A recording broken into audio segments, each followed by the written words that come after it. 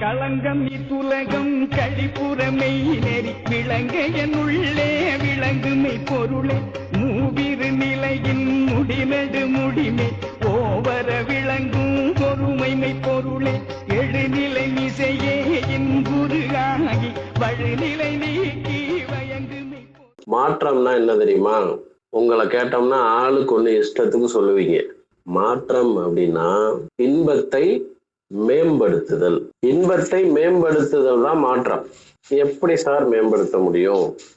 இப்ப எதுக்கு சார் மாற்றம் சொல்லிக்கிட்டு இருக்கீங்க? நம்ம ஒரு நோயாளிய பாக்குறோம், என்ன கேக்குறோம்? சார் உடம்புல ஏதாவது முன்னைக்கு இப்ப மாற்றம் தெரியுதா? உடம்பு இப்ப கொஞ்சம் மாறி இருக்குதா? அப்படித்தானே கேக்குறோம். அப்ப அந்த வார்த்தை மருத்துவத்துல முக்கியமானது. இதை நீங்க எல்லாத்துக்கும் பொருத்தி பார்க்கலாம். நீங்க வாழ்க்கையில மறக்கவே மாட்டீங்க. இனி அப்புறம் அந்த மனுஷன் கூட சில காலம் பழகுனே பெரிய பெரிய விஷயத்தெல்லாம் சொல்லி கொடுத்து அனுப்பிட்டான் அப்படின்னு சொல்லுவீங்க. நான் சொல்லி கொடுக்கறது எல்லாமே உண்மை.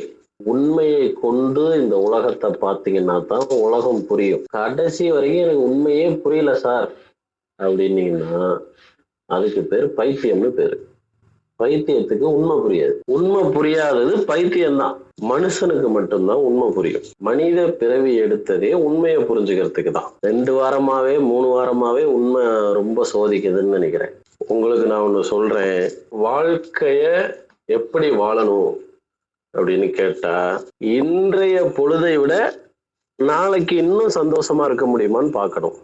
ஒவ்வொரு நாளையும் நீங்க இப்படிதான் எதிர்கொள்ளணும். எங்க சார் அப்படிலாம் இருக்கா வாழ்க்கை அப்படின்னு கேட்டீங்கன்னா, அந்த அளவுக்கு வாழ்க்கைய என்னை கொண்டே நீ மாத்திக்க பாரு. இறைவன் உனக்கு ஒரு வாய்ப்பு கொடுத்திருக்கிறான். குருவோடு சில காலங்கள் பழகிட்டு வா அப்படின்ட்டு. இந்த காலங்கள் பொன்னான காலங்கள், சரியா பயன்படுத்திக்கோ. குருவின் துணை கொண்டு ஒவ்வொரு நாளையும் இன்பமான நாளாக மாத்திக்க. அதுலயும் சொல்ற விஷயம் என்னன்னா, ஒவ்வொரு நாளும் இந்த நாளை விட அந்த நாள்ல மகிழ்ச்சி இன்பம் கூடுதலா இருக்கணும். அப்படி இருந்தா மட்டும்தான் நீ வாழ்றன்னு அர்த்தம். நான் அப்படித்தான் வாழ்றேன். எனக்கு ஒவ்வொரு நாளை விட அடுத்த நாள் அடுத்த நாள் அடுத்த நாள் அடுத்த நாள் இன்பம் தான். அதுக்காக நான் எந்த முயற்சியும் செய்யறது இல்லை. அடுத்த நாளை இன்பமாக்கணுமே, இன்னும் அதிகமான இன்பமாக்கணுமேன்னு நான் எந்த வேலையும் செய்யறது இல்லை. ஒரு கதை சொல்றேன். இதெல்லாம் 10 வருஷத்துக்கு முன்னாடி நான் கேள்விப்பட்டது. அந்த கதையிலிருந்து நானே பக்குவப்பட்டிருக்கேன். என்ன கதை? இதை கதையா எடுத்துக்கணும். உடனே வரலாறுக்குள்ளெல்லாம் பூந்து அப்படியா அப்படின்னு கேட்கக்கூடாது. கதை தத்துவம் நம்மளை பக்குவப்படுத்துது, அவ்வளவுதான். ஸ்ரீராமர்கிட்ட அவங்க அப்பா நைட்டு கூப்பிட்டு, டே மகனே, நாளைக்கு பட்டாபிஷேகம், நீ பொறுப்பு ஏத்துக்க போற, ஜாலியா இருந்து போயிட்டாப்புல. அடுத்த நாள் உனக்கு அரசு இல்லை, நீ 14 வருஷம் காட்டுக்கு போகணும் அப்படின்ட்டாப்புல. இதே நானா இருந்தா நீங்களா இருந்தா என்ன பண்ணிருப்போம்? தட்டையை பிடிச்சி அப்படியே தூக்கி, யாருக்கிட்டடா உன் வேலையை வச்சுக்கிற நீனு அப்படின்னு என்ன பண்ணிருப்போம்? 2ல 1 பார்த்திருப்போம். ஆனா என்ன சொல்றாங்கன்னா, நீ காலையில பட்டாபிஷேகம் ஏத்துக்கோ அப்படின்னு சொல்லும் பொழுது ஸ்ரீராமருடைய வாயில லேசான புன் சிரிப்பு இருந்திருக்கு. அடுத்த நாள் நீ காலையில காட்டுக்கு போகணும் அப்படின்னு சொல்லும் பொழுதும் அதே லேசான புன்சிரிப்பு. இதுல இருந்து என்ன புரியுது? மனம் அவ்வளோ பேலன்ஸா இருக்கு. எனக்கு காடும் ஒண்ணுதான், நாடும் ஒண்ணுதான் அப்படிங்கிற அளவுக்கு பேலன்ஸா இருக்கு.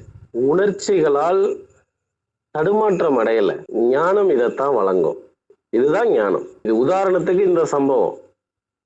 எந்த சம்பவத்திலையும் சரி அதே புன்சிரிப்பு உன் வாயில இருந்ததுன்னா உன்னை யாராலையும் கஷ்டப்படுத்த முடியாது. நீங்க கஷ்டமே என்னன்னு கேட்டீங்கன்னா, எல்லா விஷயத்தையும் சீரியஸா எடுத்துக்கிறது தான். அங்க சீரியஸ் மட்டும்தான் மேட்ரு. ஒரு விஷயத்துல இருந்து சீரியஸா எடுத்துட்டீங்கன்னு வச்சுங்களேன், அவ்வளவுதான், அது டம்மி. உன்னுடைய அறிவுல என்ன இருக்குதோ அதுக்கு தானே நீ முக்கியத்துவம் கொடுக்க போற. அப்ப மனசுல அவ்வளோ பேலன்ஸ். இதை புரிஞ்சுக்கோங்க. தடுமாற்றம் அடையாத ஒரு மனநிலை. தாம் பெற்ற இன்பம் பெருக இவ்வையகம். இந்த பாடலை எழுதியவர் திருமூலர். இந்த வார்த்தையை முதல்ல உலகத்துக்கு சொன்னவரும் திருமூலர் தான். ஒரு மனிதன் வாழ்நாள் முழுக்க முழுமையான இன்பத்தை பார்த்துருக்காப்புல. நீ அது என்ன இன்பம் அப்படின்லாம் கன்ஃபியூஸ் ஆகிக்க வேண்டாம். அந்த காலத்துல அந்த ஆள் வாழ்றதுக்கு என்னென்ன தேவையோ எல்லாமே இருந்திருந்தா மட்டும்தான் இன்பம்னு சொல்லியிருக்க முடியும். அப்ப யாம் பெற்ற இன்பம் பெருக இவ்வையகம், இறைவன் எனக்கு நாளும் பொழுதும் எல்லா வகைகளிலும் இன்பத்தை வழங்கி இருக்கிறான். அந்த இன்பம் இந்த உலகம் முழுக்கும் பெருகட்டும். என்னுடைய பாடத்தை கேட்டு நீங்க ஸ்டடி ஆயிக்கோங்க, உங்களை சீர் பண்ணிக்கோங்க. நான் எப்போதுமே உங்களுக்கு மருத்துவம் சொல்லி கொடுக்குறேன், அடுத்தவங்களுக்கு போய் இதை பண்ணுங்க அப்படின்னு பாடம் இருக்காது. முதல்ல உனக்கு பண்ணு, அடுத்தவங்களுக்கு பண்ணுங்கன்னு உங்களுக்கு நான் பாடம் நடத்தினேன்னா உங்களை ஈஸியா ஏமாத்தலாம். உங்களை ஏமாத்துறது என்னுடைய நோக்கம் இல்லை. என்ன கேட்டா ஒண்ணுகிட்ட பார்க்காத மாற்றத்தை அடுத்தவங்கள்ட்ட எதிர்பார்க்காதன்னு சொல்லுவேன்.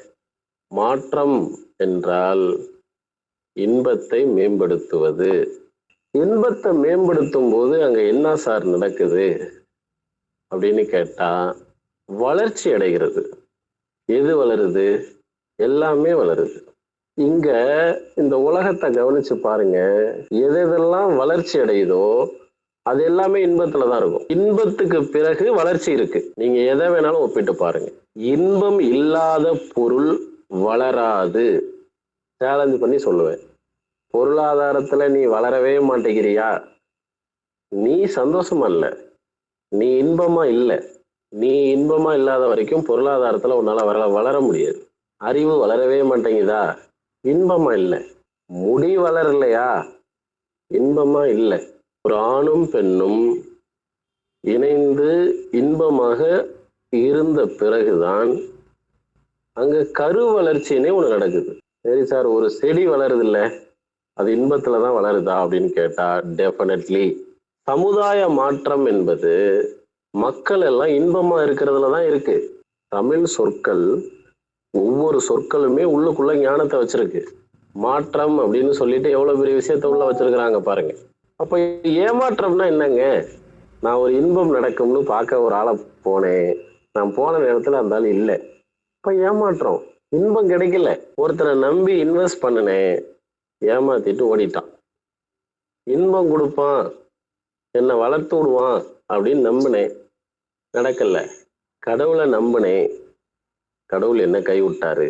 கடவுள் எனக்கு இன்பத்தை கொடுப்பாருன்னு பார்த்தேன், என்னை வளர்த்து விடுவாருன்னு பார்த்தேன். ஊர் உலகத்துல இருக்கிற அத்தனை பேரும் ஏமாற்றத்துலதான் வாழ்றான். எங்கு திரும்பினாலும் ஏமாற்றம். என்கிட்டலாம் டெய்லி ஒரு 10 பேராவது போன் பண்ணி நேர்ல வந்தெல்லாம் அழுதுட்டு தான் போவாங்க. நான் நம்பின எல்லாருமே கை விட்டாங்க சார், பொண்டாட்டி கை விட்டுருச்சு, புள்ள கை விட்டுருச்சு, என்னை எல்லாருமே ஏமாத்திட்டாங்க. அவன் உண்மையதான் சொல்றான். அப்ப நீ எங்க தெளிவா இருந்துக்கணும்னு பார்த்துக்கோங்க. ஒவ்வொரு நாளும் இன்பமாக இருக்க வேண்டும் அப்படிங்கிற நினைப்பிலேயே காலை முதல் மாலை வரை இன்பமாக தன்னுடைய வாழ்க்கையை நடத்தக்கூடிய ஒரு மனிதனை எவனாலும் ஏமாத்த முடியாது. அப்ப நமக்கு புரிஞ்சிருச்சு இல்லையா?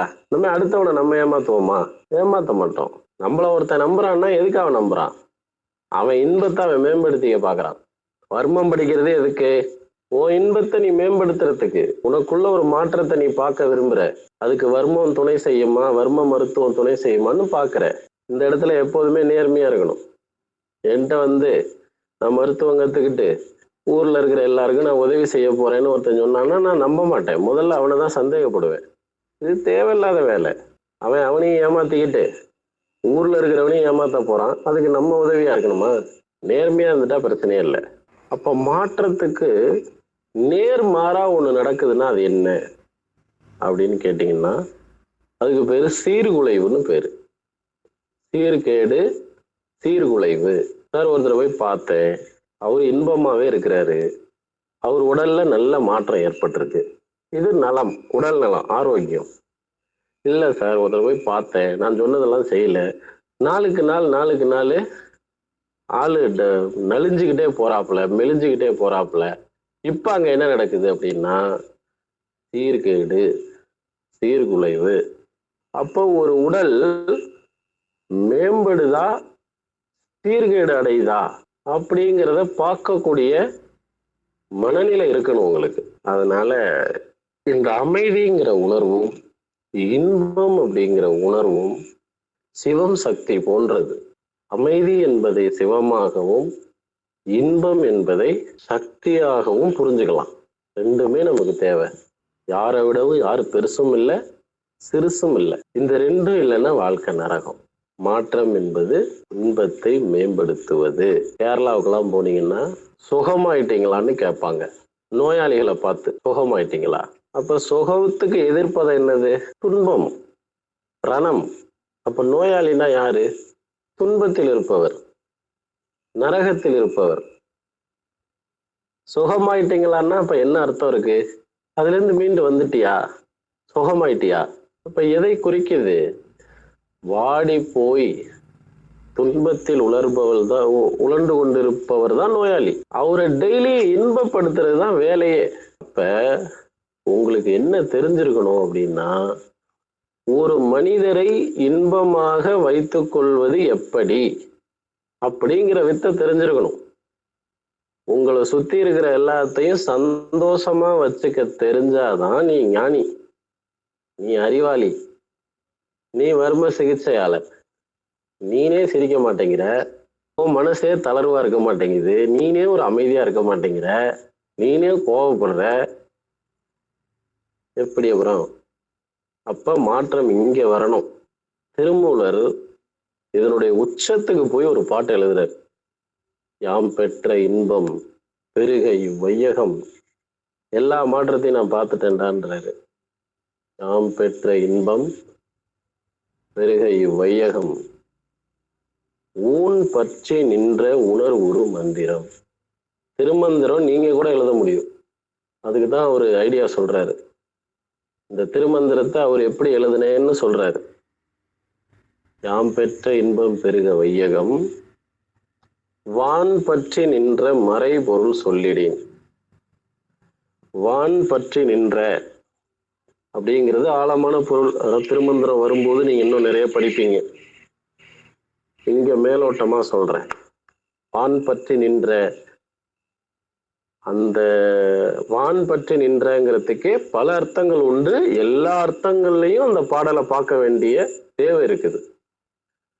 வான் பற்றி நின்றன்னா முதுகுத்தண்டு குறிக்கும், வானத்தில் இருக்கக்கூடிய சமாச்சாரங்களை குறிக்கும். வான் பற்றி நின்ற மறைபொருள், ஆகாயத்தினுடைய சூட்சமங்களை பற்றி யாருக்கு விஷயம் தெரிஞ்சிருக்குதோ அவன் இந்த உலகத்துல நிம்மதியா வாழ்வான்.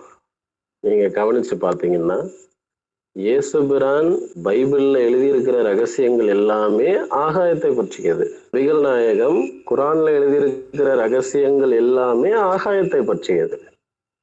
இந்த பூமியில நம்ம ஒரு மாதிரி வாழ்ந்தோம்னா தான் அந்த ஆகாயத்துல போய் நம்மளும் சேர முடியும்னு எழுதியிருக்காங்க. நீ ஏதாவது உலட்டிக்கிட்டு இருந்தீன்னா வான்பொருளோட போய் உன்னால கலக்க முடியாதுங்கிறாங்க. திருவள்ளுவர் அதுதான் சொல்றார். வையத்துள் வாழ்வாங்கு வாழ்வர் வானுரையும் தெய்வத்துள் வைக்கப்படும். வையத்துள் உலகம், வாழ்வாங்கு வாழ்தல். வாழ்தல்னா நமக்கு தெரியும். வாழ்வாங்கு வாழ்தல்னா டெய்லி இன்பமா வாழ்ந்தினா நீ வாழ்ந்துருவ, உன் வாழ்க்கை நிறைவாயிடும். வாழ்வாங்கு வாழ்தல்னா இப்ப நான் சொன்னேன் பாருங்க, உங்களை சுத்தி இருக்கிறவங்களை இன்பமா வச்சுக்கணும்னு சொல்லி, அதுக்கு பேரு தான் வாழ்வாங்கு. உன் வாழ்க்கைக்கு பிறகு நீ மற்றவர்களையும் வாழ வைக்கிற அளவுக்கு நீ வந்துட்டீன்னா நீ இப்ப வாழ்வாங்கு வாழ்றன்னு அர்த்தம். வாழ்வாங்கு வாழ்பவர் வானுரையும் தெய்வத்துள் வைக்கப்படும். மற்றவர்களை வாழ வைக்கிற இடத்துக்கு வந்துட்டன நீ யாரு? தெய்வம். நம்ம குலதெய்வத்துக்கிட்ட போய் நான் நல்லா வாழணும், வறுமையை கொடுக்காத, நோயை கொடுக்காத, முட்டாள்தனத்தை கொடுக்காத, செல்வத்தை கொடு, ஆரோக்கியத்தை கொடு, அறிவை கொடு, ஞானத்தை கொடுன்னு தானே தெய்வத்திட்ட போய் கேட்கிறோம். அது போல வான் பற்றி நின்ற மறைபொருள் சொல்லிடின் ஊன் பற்றி நின்ற உணர்வு மந்திரம். இந்த வானத்துல இருக்கிற ரகசியங்களை நீங்க புரிஞ்சுக்கணும்னு சொன்னா கண்ணை மூடி அமைதியா உட்காருங்கிறாப்புல. ஊன் பற்றி நின்ற உணர்வு மந்திரம். கண்ணை மூடி அமைதியா உன்னுடைய உடலை நீ உணர்ந்தால் வானத்தில் இருக்கின்ற மறைபொருள் உனக்கு புரியுங்கிறாரு. லாஸ்டா ஒரு வரி போட்டார், அதுதான் ஹைலைட்டு. யாம் பெற்ற இன்பம் பெருக வையகம் வான் பற்றி நின்ற மறைபொருள் சொல்லிடின் ஊன் பற்றி நின்ற உணர்வு மந்திரம் தான் பற்ற தலைப்படும் தானே. நான் சொல்லியிருக்கிற இந்த கருத்துக்களை நீ பற்றி கொள்ளும் பொழுதுதான் இது உனக்கு சாத்தியமாகும். தான் பற்ற தலைப்படும் தானே. அப்புறம் என்ன, சிவத்தையும் சக்தியும் உணர்ந்துட்டு ஜாலியா இருங்க. அடுத்த வகுப்புல சந்திப்போம். சித்தர்கள் மறைத்து வைத்த மருத்துவ ரகசியங்கள் எல்லாருக்கும் கிடைக்காத ஒரு பாரம்பரிய கலை. ஆனா தமிழர் பாரம்பரிய மருத்துவ கலையில் ஆர்வம் இருக்கிறவங்க, இயற்கை வழி சிகிச்சை முறைகளை கத்துக்கணும்னு நினைக்கிறவங்க, ஒரு ப்ரொஃபஷனல் பர்மா தெரபிஸ்டாக உருவாக ஆசைப்படுறவங்க, சித்தா, ஆயுர்வேதா, BNYS, BHMS போன்ற மெடிக்கல் ஃபீல்ட் டிகிரி முடிச்சு தங்களோட பிராக்டிக்கல் நாலேஜை இன்னும் மேம்படுத்த நினைக்கிறவங்க, அவங்களுக்காக தான் இந்த அழைப்பு.